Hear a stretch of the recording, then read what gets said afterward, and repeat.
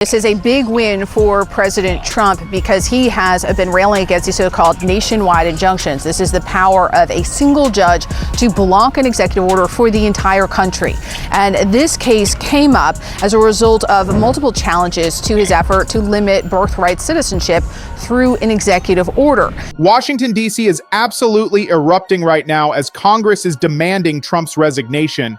And what's happening is unprecedented. More than 120 House members and at least 7 senators have now gone on record in 2025 saying Trump should not finish his term. They're calling for resignation. They're filing impeachment resolutions. They're demanding the 25th Amendment be invoked. And that level of open defection from members of Congress toward a sitting president is historically extraordinary. This isn't just a few progressives making noise. This is over 120 members of the House of Representatives publicly saying Trump needs to go. That's nearly 1/3 of the chamber. And when you add the senators calling for removal, you're looking at a legislative revolt unlike anything we've seen since the days after January 6th.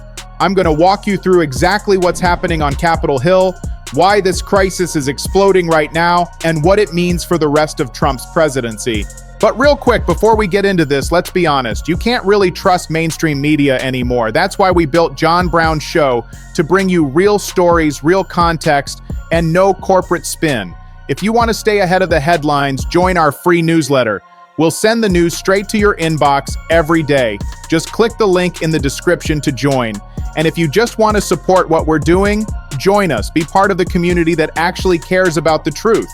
And seriously, check right now if you're actually subscribed to this channel, because you might think you are but aren't. Your subscription actually matters here.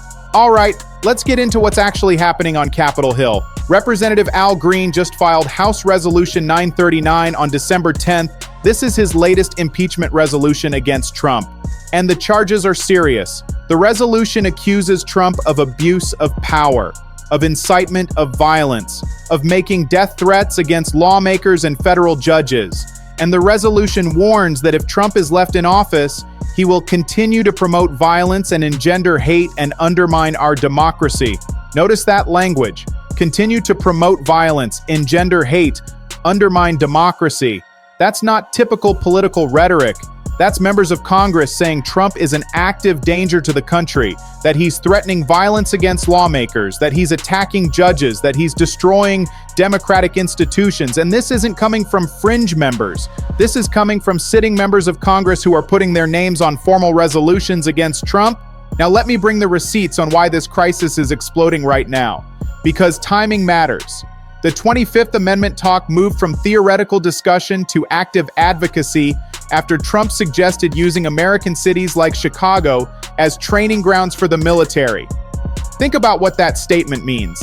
American cities as training grounds for the military. That's Trump suggesting military occupation of American cities. That's Trump treating U.S. cities like war zones. That's authoritarian language that prompted Illinois Governor J.B. Pritzker to publicly call for the 25th Amendment to be invoked against Trump. Pritzker said there's something genuinely wrong with Trump, and at least one Democratic member of Congress amplified that call, posting 25th Amendment on social media during Trump's speech to military leaders. Notice what's happening here. A sitting governor is calling for Trump's removal based on mental unfitness. Members of Congress are publicly supporting that call. The idea that Trump should be removed for incapacity rather than impeached for misconduct has gained traction among critics who believe the threat Trump poses is too urgent for the slower impeachment process. Now, here's what makes this different from previous impeachment efforts against Trump. Green has been filing these resolutions throughout the year. They've consistently failed when brought to votes. But the accumulation of charges and the escalating rhetoric reflects a genuine belief among a significant portion of Congress that Trump poses a danger that normal political processes cannot adequately address. And the numbers are growing. When Green filed his first impeachment resolution against Trump, maybe 79 members voted to advance it. Now we're talking about over 120 House members publicly calling for Trump not to finish his term. That's massive growth in support for removing Trump. That shows the pressure is building, not diminishing. That demonstrates more and more members are concluding Trump is unfit to serve. Make sure you're subscribed to John Brown Show because we're going to keep tracking every resignation demand, every impeachment resolution, every 25th Amendment call against Trump, because what we're witnessing is a legitimacy crisis for Trump's presidency. Now let me explain what the 25th Amendment path actually involves for removing Trump. Section 4 of the 25th Amendment allows the Vice President and a majority of the cabinet to declare Trump unable to discharge the powers and duties of his office. If they make that declaration, the Vice President becomes acting president immediately. This mechanism was designed primarily for situations of physical incapacity, a president who's unconscious or suffering from a medical emergency. But it's being discussed now as a potential response to what critics characterize as Trump's mental unfitness or psychological incapacity. Governor Pritzker's call to invoke the amendment reflects the view that Trump's statements themselves demonstrate a kind of incapacity that the amendment was designed to address. But here's the practical problem with removing Trump this way. The 25th Amendment requires action by the Vice President and cabinet officials who were chosen by Trump, who owe their positions to his favor. The Vice President isn't going to lead an effort to remove Trump who put him on the ticket. Cabinet secretaries aren't going to declare Trump unfit when doing so would end their own careers. So the 25th Amendment talk against Trump is more symbolic than operational. It expresses a level of concern about Trump's fitness that goes beyond ordinary political disagreement, but it doesn't represent a realistic path to actually removing Trump under current circumstances. Its significance lies in what it reveals about how seriously some officials view the threat Trump poses. Share this video with everyone you know, because people need to understand the scale of what's happening against Trump. Over 120 House members saying Trump should go, 7 senators on record calling for Trump's removal, a governor demanding the 25th Amendment against Trump, impeachment resolutions being filed repeatedly against Trump. This is a legislative revolt against Trump happening in real time. Now let's talk about the specific charges in Green's resolution against Trump, because they capture the accumulated concerns that have led to this crisis atmosphere. The resolution accuses Trump of abuse of power, presumably referring to Trump's use of executive authority in ways that exceed constitutional limits, and of Trump's incitement of violence and death threats against lawmakers and federal judges. These charges connect to Trump's specific conduct, the social media posts that Green has cited in previous resolutions against Trump, Trump's attacks on judges who rule against the administration. The rhetoric that critics argue creates danger for anyone who publicly opposes Trump. Whether these charges against Trump meet the constitutional standard for high crimes and misdemeanors is a question that would be debated if impeachment actually proceeded. But Green clearly believes they do, and he's been willing to force that debate about Trump repeatedly. Now here's what creates the crisis atmosphere on Capitol Hill around Trump. You have formal impeachment resolutions being filed against Trump. You have 25th Amendment demands calling for Trump's removal from governors and members of Congress. You have over 120 House members calling for Trump not to finish his term. And you have this happening simultaneously with court defeats, ethics scandals, and investigative pressures on Trump from multiple directions. Each of these challenges to Trump individually represents a problem. Together, they create a cumulative picture of Trump's presidency under siege. The resignation demands and impeachment resolutions against Trump are both a response to this accumulation and a contribution to it, adding congressional pressure on Trump to the judicial and investigative pressures already in play. Now let me show you what the political implications are for the midterms regarding Trump, because these resignation demands provide a framework for the 2026 campaigns. Democrats will argue they tried to hold Trump accountable, that they identified Trump's unfitness and misconduct, that voters should give them the power to actually do something about Trump. Republicans will argue the resignation demands prove Democratic extremism, that the opposition is so consumed by hatred of Trump they cannot accept Democratic outcomes, that voters should reject this obsession with removing Trump. Both framings will be tested with voters, and the outcomes will depend on which narrative about Trump proves more persuasive in specific races and districts. And here's the fundamental obstacle these efforts to remove Trump face. Impeaching Trump requires a House majority to pass articles and a 2/3 Senate majority to convict. Using the 25th Amendment against Trump requires the vice president and a majority of the cabinet. As long as Republicans control these bodies and remain loyal to Trump, which they've shown every indication of doing, the formal removal paths remain blocked. But the political significance of these calls against Trump extends beyond whether they produce immediate removal. When over 120 House members go on record saying Trump should not finish his term, that creates a historical record about Trump. That creates a political dynamic around Trump that affects everything else. It provides ammunition for Democratic campaigns against Trump. It creates pressure on Republicans who have to explain why they're not joining the calls to remove Trump. It shapes media coverage in ways that reinforce narratives about Trump's dysfunction and unfitness. And it establishes that a significant portion of the legislative branch views Trump as dangerous enough to warrant removal. Now let's talk about what's happening with the mass exodus from Congress, because this adds another dimension to the crisis atmosphere around Trump. More than 10% of Congress will not return to their seats after 2026. That's an unusually high level of departures. Some reflect normal retirements, but others reflect exhaustion and frustration with the current political environment under Trump. Reuters has highlighted former government officials who quit in protest of Trump and who are now running for Congress themselves. Hoping to provide a check on Trump's power, they believe the current Congress has failed to provide. The combination of departures and insurgent candidates suggests the 2026 elections will be shaped significantly by reactions to Trump's presidency. And there are protests happening in Washington against Trump. Demonstrations demanding Trump's removal. Protests against Trump's Epstein files handling. Marches organized around various Trump administration policies. These public expressions of opposition to Trump complement the institutional opposition from Congress and the courts. Whether the protests against Trump are large enough to affect political outcomes is unclear, but they contribute to the atmosphere of crisis around Trump. They provide visual evidence of public opposition to Trump that media coverage amplifies. Now here's the comparison to previous presidential crises that helps contextualize what we're witnessing with Trump. Nixon faced a similar accumulation of pressures in 1973 and 74. Congressional investigation, court rulings against him, public demands for resignation, and ultimately resigned rather than face certain impeachment and removal.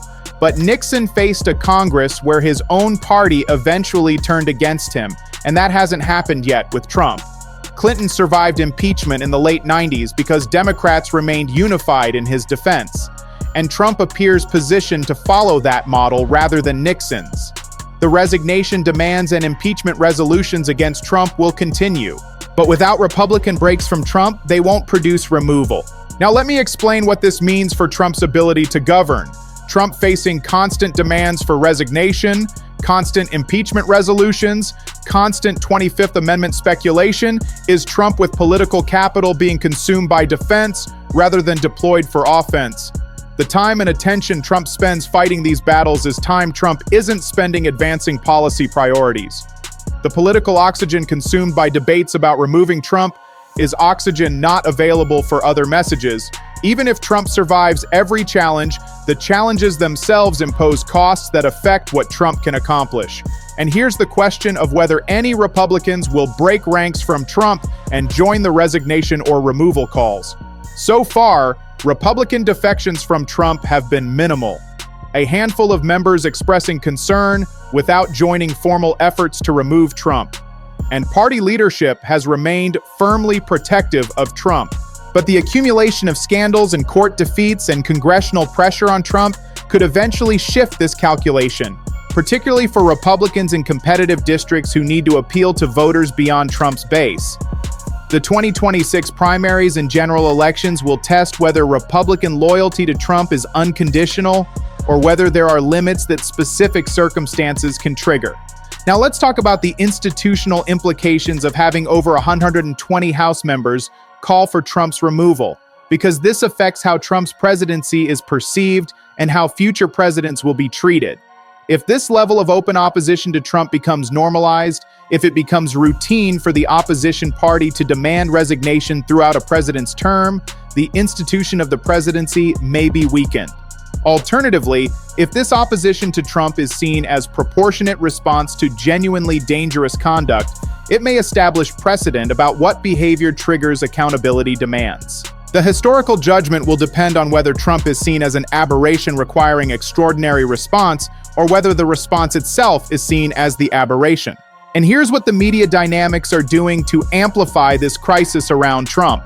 Titles like "Congress Demands Trump's Resignation" and "Capitol Hill Erupts Over Trump" and "DC in Shock Over Trump" capture something real about the level of opposition to Trump, but they also compress and dramatize in ways that can mislead about actual likelihood of removing Trump. The gap between dramatic framing and underlying political reality about Trump creates confusion about what's actually happening and what outcomes are possible regarding Trump. Understanding both the real pressure on Trump and its limits is essential for accurately assessing where things stand with Trump. Now, here's the fundamental question underlying all of this about Trump. Can American institutions constrain Trump, who's determined to test their limits? And does the political will exist to actually use the tools available for holding Trump accountable? The courts have shown some willingness to block Trump's overreach.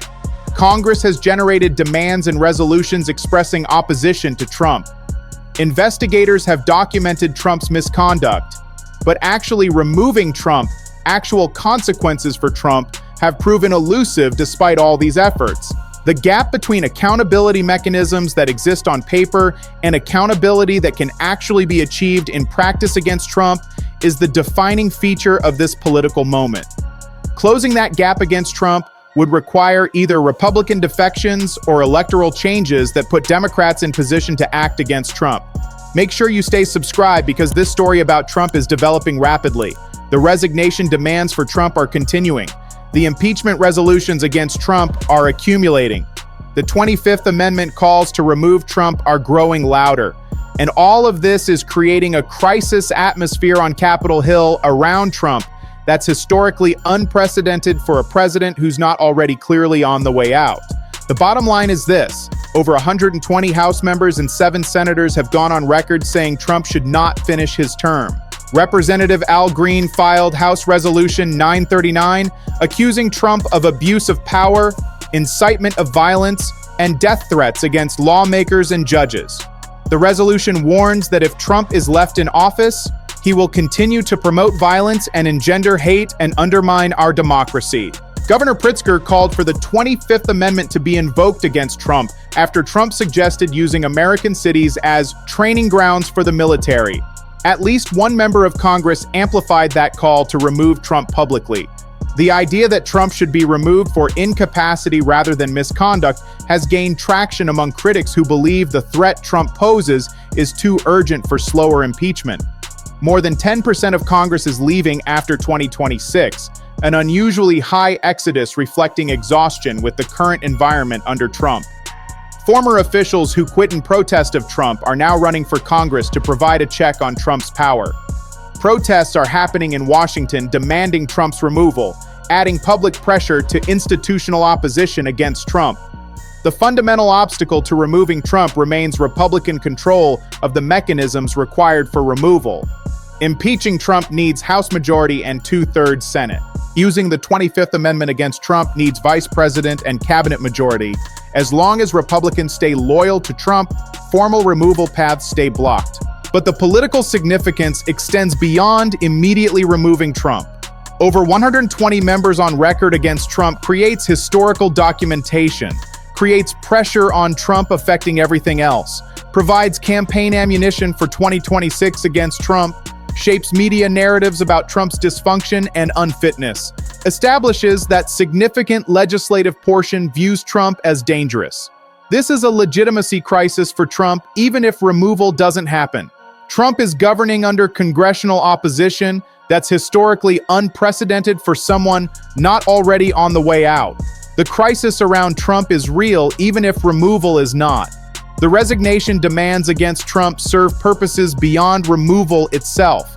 They create political pressure on Trump. They establish historical records about Trump. They mobilize supporters against Trump. They provide campaign material against Trump. And they express genuine belief of over 120 members that Trump should not be in office. These aren't trivial functions, even if they don't produce ultimate outcome of removing Trump. The question for voters heading into 2026 is whether they want a Congress that will continue pushing for accountability for Trump, or whether they want one that will facilitate Trump's agenda. The resignation demands preview what Democratic control would mean for Trump. Aggressive oversight of Trump and continued efforts to check Trump's power. Republican control means continued protection of Trump and cooperation with Trump. Voters will decide which direction they prefer regarding Trump, and that decision shapes not just the next 2 years, but the longer arc of how Trump's presidency is constrained or enabled. The verdict will be rendered at the ballot box. That verdict will determine whether resignation demands against Trump were the beginning of the end for Trump or just another round of opposition that Trump survived. DC is erupting over Trump. Congress is demanding Trump's resignation. Over 120 members are on record against Trump. The 25th Amendment is being invoked against Trump. Impeachment resolutions are being filed against Trump. And the crisis atmosphere around Trump will continue defining Trump's presidency, regardless of whether it produces removal. This story about Trump continues. Stay tuned.